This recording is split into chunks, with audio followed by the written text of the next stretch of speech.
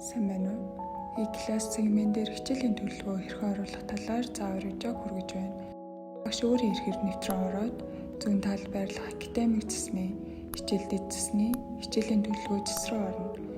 Үүссэн дэлгэснээс анги болон хичээлээ сонгоод системийн сэдвээ сонгох гэсэн дээр дарснаар системийн сэдвийн цангууд гарч ирнэ. Сэдвийн цангаас төлөвлөгөөнд оруулах бүлэг сэдвүүдээ сонгоод хадгалах гэсэн шар тэмдэг дээр дарснаар амжилттай нэмэгдэнэ. Сонгосон бүлэг сэдвийн нэрийг засах бол дараа хөндлөн 3 зураас дээр дараад бүлэг сэдв засах гэсэн дээр дарж засна. Сонгосон бүлэг сэдвийн ээлжид хичээлүүдийг бүүнд нь засах бол ээлжид хичээлүүд засах гэсэн дээр дарснаар засах боломжтой хэсэг нэгдэнэ.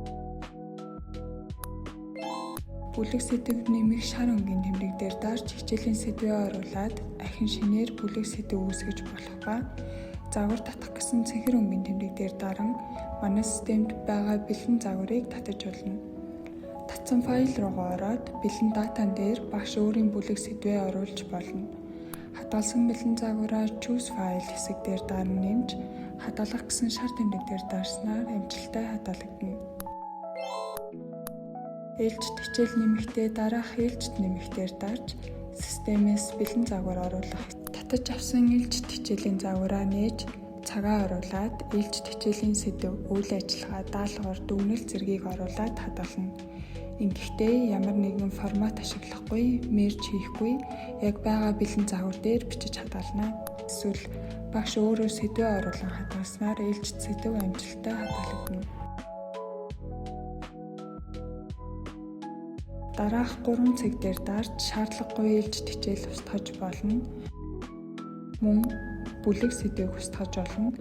Харагдаж байгаа дарааллаар хичээлийн төлөвлөгөө гарч ирэх тул дараах сум дээр дарж хичээлийн дарааллыг өөрчилж болно. Бүлэг сэдвүүд болсон гэж үзвэл илгээх гэсэн ногоон тавч дээр дарж амжилттай илгээснээр илгээсэн төлөв болж харагдана. Үүнийг менежерийн сонгосон ахлах хүлээн авч батална. Ахлах баталсны дараа багшийн журнал хэсэг дээр батлагдсан хичээлийн төлөвлөгөө гарч ирнэ. Хичээлийн төлөвлөгөө батлагдсан тухайн хичээлээ бусад адилхан хичээл ордог багш нартай хичээлийн төлөвлөгөөгөө хуулуулж болно. Танд амжилт хүсье. E-class цагийн минь.